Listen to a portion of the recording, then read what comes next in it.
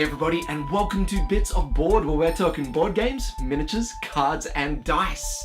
My name's Michael, and what I really should be saying is welcome back, right? It has been far too long since we've had a video come through, and what better reason to pop back up with a little something is with all these end-of-year shenanigans. That's right, today is all about our look back at 2017, celebrating all the awesome games that we got to play. Specifically, I'm going to run through my top 10 games, as well as make note of all the wonderful games that probably would have made the top 10 had I had a chance to play them, or even own them. Anyway, we'll get to all that stuff. So right now we're going to start off with my top 10 games for 2017.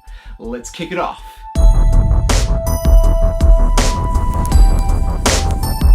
Squeaking in at number 10, we've got Unfair. Now, this is a Kickstarter game from way back when. I'd almost forgotten that it was a 2017 release, right?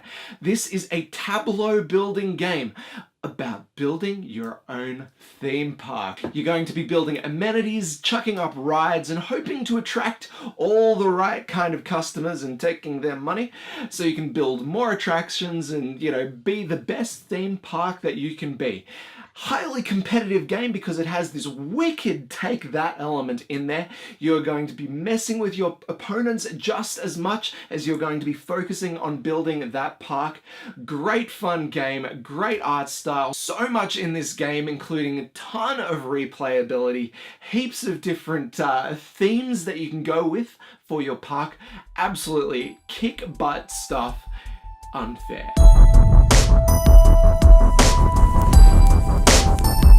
Alright, at number 9 we've got our very first dungeon crawl for the list, and this one is Sword and Sworcery. It's part dungeon crawl, it's part adventure, it's part RPG, it's even got a choose your own adventure kind of thing, and it does all this without the need of a dungeon master. Brilliantly little design, it's a big game, it has a huge table footprint, and I love it. Now the Kickstarter was pretty much miniatures overload, right? They just threw them at you, and now it's true that I might take miniatures over a decently designed game sometimes, but thankfully Sword and Sworcery has a game behind it, and it's epic. Now, Sword and Sworcery is not your most streamlined dungeon crawl experience, right? There's a lot of stuff to keep your mind on the table, but if you can pull it off, you are in for an absolute treat in this one. Now, I should mention that I'm basing this off the Kickstarter all-in kind of pledge. This came with a ton of extra stuff not included with the base game, and I understand that just the base game itself, while it's got plenty of story in there, it may not be fully what you're expecting from seeing my review of it. So just take that as a little bit of extra info there. But Sword and Sworcery, my number 9, love it.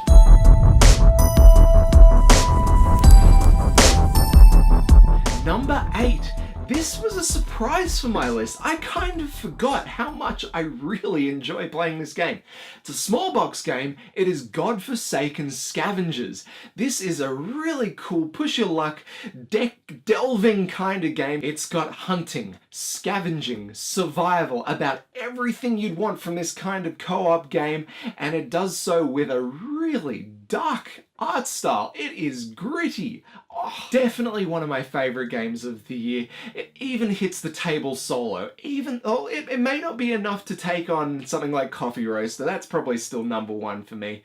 But a damn fine game. My number 8, Forsaken Scavengers.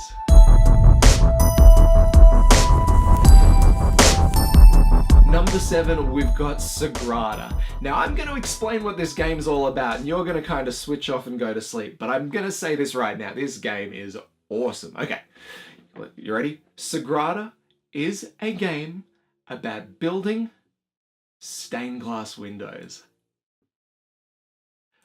What a crazy, weird, it's such a Euro theme, right? This is an abstract dice drafting game. You're going to be building your stained glass windows, maybe about this big, right? And each little spot is going to be filled up with a dice. Now, if you put a dice there, it means you can't put this dice there. And this dice has got this number on it, so you can't put this number there. Now, it may be the driest theme around, right? It's about building stained glass windows. But this theme brings about such beautiful color on the table. It is one of the most vibrant games around and is probably top 2 for color vibrancy for this year. We'll get to the next one. Anyway, this is about Sagrada. It is quick to play, it is easy to teach, it's easy to get your head around, but if you let it, it can be one of the coolest brain burners around, seriously. If you haven't had a chance to play this one, if you haven't seen it in action, find it somewhere. Play this game, it is just wonderful on the table. Sagrada, my number 7.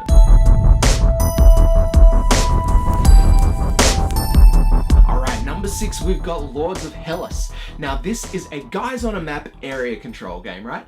But it's got this really cool theme where you're taking the heroes and legends of Greek and Athenian mythology and you're clashing on this map. And to top it all off, you've got these epic sized miniatures, right? That you are rebuilding monuments to the gods right there on the table. Man, it's just, it comes to life when you've got, it's seriously, it's an amazing looking game on the table. Now, I'm no expert when it comes to area control games, right? Like, I've never played Risk. I think I played Small World for the first time last year, maybe. But this game seems to flow so naturally. Everything that you're setting out to achieve to win the game seems exactly what you would want to do in this sort of theme. Awaken Realms absolutely smashed it with this one. My number 6, Lords of Hellas.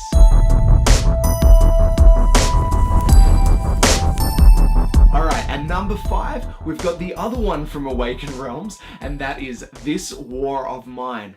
Now this is a wonderful, it's not an adventure game, it is a storytelling game set in a very depressing post-war world where you are fighting for survival, you're fighting for resources, and it's just, it's such a beautiful game. It's a game, but it's not like, it's more about the experience of playing than the end point of the game. Like, there's no winner. You end up just sitting there with a group of people, you know, thinking about how you're going to overcome these problems, these challenges that the game throws at you. And sometimes you're like, oh, it's so full on for a game on the table. And obviously it takes itself very seriously. Subject matter wise, this is a game that is told from the heart. It's a stunningly original game that I've seen and played nothing like it before, and I doubt we'll see anything like it for some time. A wonderful, wonderful game. Cannot stress that enough. My number 5, This War of Mine.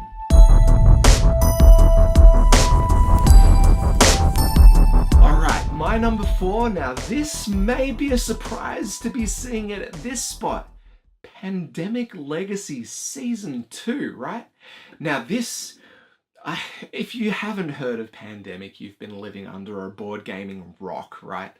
But this is a game where it is steeped in the culture of board gaming, right? This is one of the great cooperative games that pits you as scientists trying to protect the world against diseases and, you know, trying to stave them off so that the cities will survive, that the human population will make it out alive. Season 1 brought us this incurable disease that just tore the foundations of society to shreds. Like, it was essentially zombie apocalypse, right?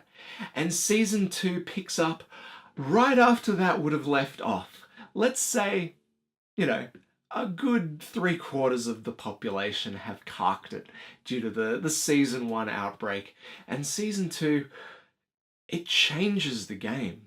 This is not Pandemic as you've seen it before. It's Pandemic as you know it. It's got that same tension, it's got that same cooperative nature, but it turns the world upside down and gives us this wonderful, extremely tense gaming system where we, as a group, may not make it out alive, right? Now, I played through Season 1 as a 2-player game, and I think we got through the vast majority. I think maybe we had to replay 2 of the months twice, kind of thing.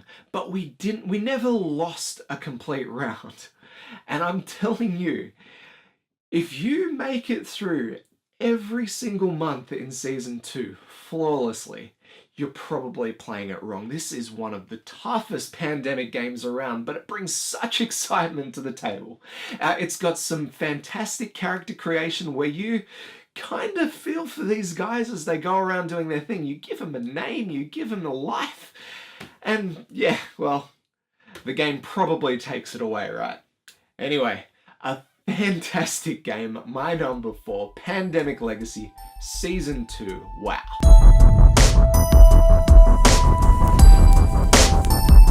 Alright, number 3, and there haven't been that many dungeon crawls, right? Well, let's get that out of there right now. Gloomhaven, my number 3. What? Stop, don't throw things at me.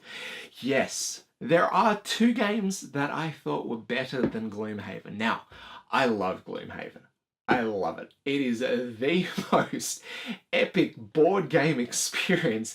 Even just looking at the box on a shelf, you're like, whoa, that's impressive. That board, that box unpacked on a table playing, whoa. This must be one of the greatest dungeon crawl storytelling adventure experiences around.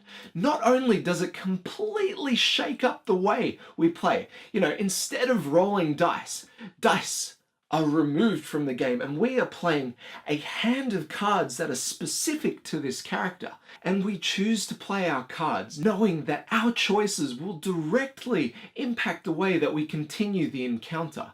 This game has so much in there. There is so much content, from different maps to characters to builds to different play styles. The fact that you can level these characters up to make them, you know, beasts on the board, only for them to retire when they get too strong. When they accomplish what they set out to do in this world, they're gone. Say goodbye. Yeah, you'll get another one, but you're going to be starting from scratch there. This is just such Cephalofair Games. Isaac Childers has created the impossible. This is a dungeon crawl with such life. It is not just about what's going on in that dungeon, about, you know, the start and end point of your mission. There is a world blooming around this dark and twisted world. It's alive as you play. The way the game grows and changes, it's phenomenal. And it's my number 3. Number 3 of the year, Gloomhaven.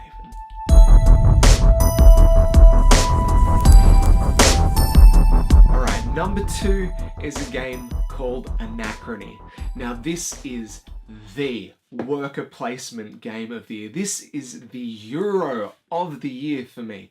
Just such an incredibly deep gameplay experience. It is a game about time travel that somehow pulls it off. Such a interdimensional experience laid out in 2D on a board. You play a faction, one of the last living remnants of the universe, and you are just about to experience essentially Armageddon, right? This is you preparing for the end of the world. You are going to be totally exploiting your ability to time travel. You're going to be taking resources from the future that you just don't have, and you're going to be using those to build, you know, survival mechanisms, things that can build you power so you can charge your giant mech exosuits, so you can get out there and get minerals, so you can pay back all the debt that you've incurred from all of your past mistakes when you've requested things from the future. It is such... The way that this game works is unbelievable, and it does so fluidly, right? Mind Clash you guys, I think I've said it before in my review, but I will never doubt your gaming systems. You guys are where it's at for the evolution of Euro games. Seriously, there is nothing like what you guys do. Before this, they had a game called Trickerium, which was a game where you were a magician and you were building tricks to perform, and you had to be, you know, become more famous than the other guys at the table. A wonderful system as well, oozing with theme and style, and Anachrony just takes that. It's like they've learned what they need to do to make a Euro game flow. They've given it a theme that works. They've given it a look that is capturing, and they've just done it again with Anachrony, right? It's just phenomenal. I cannot stress how good this game is. It is heavy though. This is not a game that you can sit at the table, learn in a couple of minutes, learn as you play kind of thing. You'll probably have this one worked out after 1 or 2 plays. You might notice some of the intricacies in the first one, and then you'll realize that you've kind of stuffed everything up in the second one and need a do-over, right? This is just... it's an engrossing game, and it is one of those lifetime games. This will never leave the collection. My number 2, Anachrony. Awesome.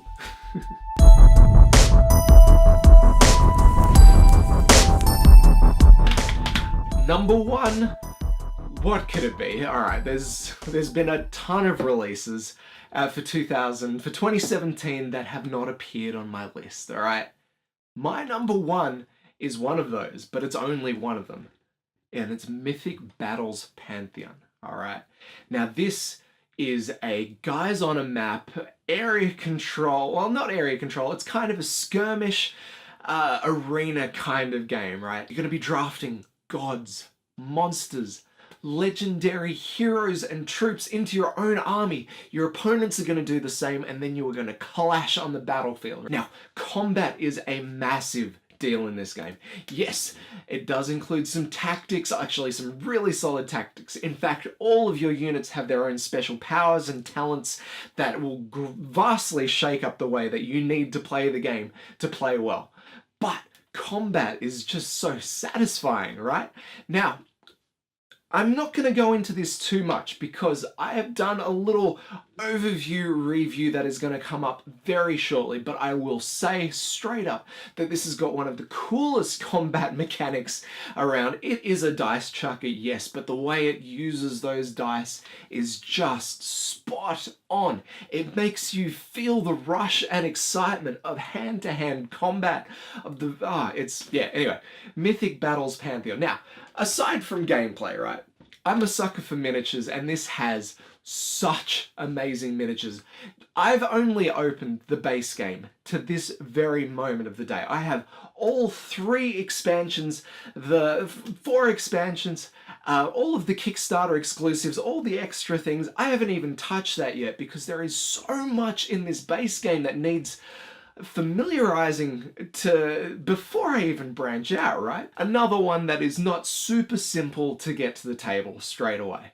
And actually, no, strike that. You can get this one to the table, you can probably explain it pretty quickly and what everything means and get into the game relatively quickly, like no slower than any other sort of arena combat game around. But to play this game well, you really need to know your character's capabilities and their limitations, right? Because this is not a game where you can pull a character and they are going to be the linchpin of your entire operation. These guys, everyone works in tandem, from the most powerful gods to the smallest, weakest units. They've got a role in this game, right? And it's just so impressive. Yeah, it looks beautiful on the table. Yeah, it's got some insanely detailed miniatures. But there is game and depth here that will keep you coming back. Oh, I cannot wait to open those expansions far out. Anyway, my number 1 of 2017, Mythic Battles Pantheon.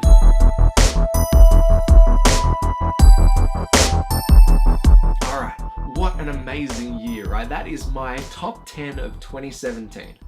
Now, there are a few headlining games, I'm sure you've noticed, that did not make my list.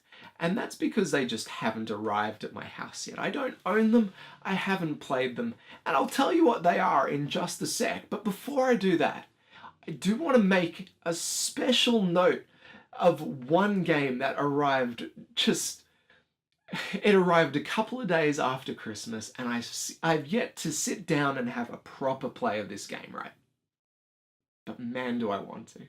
This would be halfway up that top 10 list easily, right? If I had played it. Now, I've learnt it, I understand it, I am in love with it already, and this game is Dungeon Degenerate's Hand of Doom. This is the other most vibrant game of the year. It is steeped in these acid wash colors taken from a completely different decade, right? Like, I mean, the game itself came with this magazine here, Pork Magazine. Look at those colors. It is off the charts, right? It even smells like herbs, right? It is an adventure game so full of humor, of style, of awareness, that it just takes you, grips you by the shirt and pulls you into this world. And I am enamored with it from day dot, right? Basically, you're going to be taking these escaped prisoners out for this wild ride across this insane land. You're going to be... Okay, the very first thing that you're asked to do in this game is go off, like one of the jailers of the prison that you've escaped from, that he's kind of set you free, he sends you off to dig up a severed head that he's buried somewhere, and you can take it to his mate or his cousin, his brother, somewhere down the road, and he'll give you a reward, and, you know, thanks for helping out, get out of prison kind of thing. Or you don't have to do that. You don't even have to take, you can go somewhere else, you could sell the head to the witches in the bog. Hell, you don't even have to do that. You can ignore what the game is asking for you to do and have your own adventure. And it rewards that with this acknowledgement of, yes, you're in our world, but you can do what you want. Goblin Co Games, where have you been all my life? Seriously. This is a... Now, if you like, you know, the little pictures that I've put up and you want to check this game out, go do so. If you're still not sure, if you like adventure games on a map with cardboard cutouts of your crazy looking characters, hundreds of cardboard chits down the side of the board, a bunch of piles of cards, a rule book like that thick with a ton of status and different little bits of rules that you need to incorporate through the game. If you want a fun, nuts, off-the-chain experience, Dungeon Degenerates, The Hand of Doom is for you. That being said, there are still some games I haven't played, right? There's still a couple of games missing from the list. Well, these are the games I haven't played. First up, Dinosaur Island, Wasteland Express delivery service from Pandasaurus Games. Both of these games are on their way. And in fact, I think Etherworks, the Australian distributors are going to be dropping this one off in the next week or so.